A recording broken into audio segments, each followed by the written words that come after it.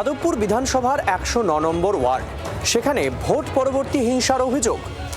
আক্রান্ত বিজেপি কর্মী, তার বাড়িতে ভাঙচুর, গাড়ি ভাঙচুর, ক্যামেরা ভাঙচুর, সিসিটিভি ক্যামেরা ভাঙচুরের অভিযোগ করা হচ্ছে। আর এই ঘটনায় কাঠগড়ায় স্থানীয় কাউন্সিলর এবং তার অনুগামীরা, যদিও অভিযোগ অস্বীকার করছে তৃণমূল কংগ্রেস। ভোট মিটতে না মিটতেই হিংসা শুরু। যাদবপুর বিধানসভার 109 নম্বর ওয়ার্ডের বিজেপির বুথ এজেন্টের বাড়িতে হামলা। রাতে ভাঙা হয় বাড়ির গেট, জানলা এবং গাড়ি, এমনকি শূন্যে গুলি চালানোর অভিযোগ। যদিও ঘটনার সময় বাড়িতে ছিলেন না বিজেপি কর্মী ও তার পরিবার। সিসিটিভি ফুটেজ প্রকাশ্যে এনেছেন অভিযোগকারী বিজেপি কর্মী শান্তনু সরকার। তিনি পেশায় নির্মাণ ব্যবসার সঙ্গে যুক্ত। তার অভিযোগ, বুধবার ভোটের পর তৃণমূল কাউন্সিলর অনন্যা বন্দ্যোপাধ্যায়ের নেতৃত্বে তার গাড়িতে হামলা হয়। কোনো মতে সেখান থেকে পালিয়ে যান বলে দাবি শান্তনুর।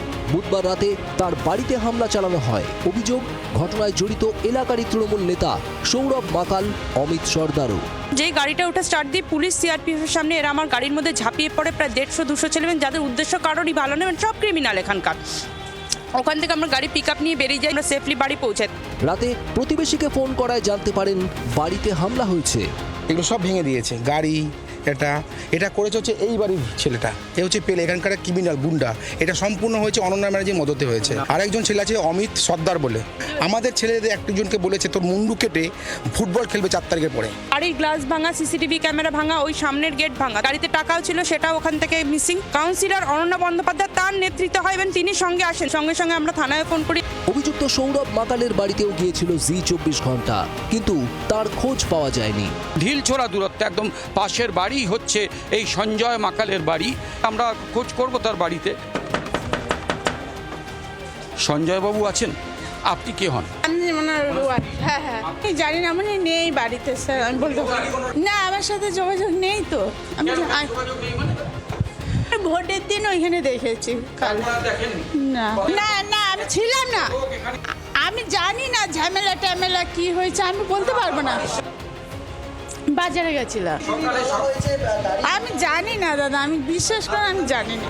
যাদবপুরের বিজেপি প্রার্থী সর্বরী মুখোপাধ্যায়ের অভিযোগ, অভিযুক্তদের বিরুদ্ধে ভোটের আগেই থানায় অভিযোগ করেছিলেন, যদিও অভিযোগ অস্বীকার কাউন্সিলর অনন্যা বন্দ্যোপাধ্যায়ের।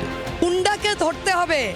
আমি পঞ্চশাল থানার ওসি এবং পূর্ব যাদবপুর থানার ওসিকে আজ প্রায় 7 দিন ধরে বলে চলেছিলাম যে এই গুন্ডাদের নাম লকআপের ভেতর নিন, কারণ এরা থাকলে এই অশান্তি হবে। 24 ঘন্টা সময় দিয়েছি এফআইআর জমা হওয়ার পর। কোনো ভিত্তিহীন, মানে থানাতে তো উনি কারোর নামে কোনো কমপ্লেন লজ করেননি, আমাকে কেউ এসে কিছু বলেননি, অঞ্চলের লোকজন কিছু বলেননি। এখন ওনার মনে হচ্ছে উনি বলছেন। ভোট পরবর্তী হিংসা ঠেকাতে ইতিমধ্যেই কঠোর ব্যবস্থার কথা বলেছে কমিশন। রাজভবনে খোলা হয়েছে হেল্পলাইন, কিন্তু হিংসা তাতে কি থামবে? দেবাঞ্জন বন্দ্যোপাধ্যায়ের রিপোর্ট, জি 24 ঘন্টা। বাংলার আওয়াজ, বাঙালির আবেগ, জি 24 ঘন্টা।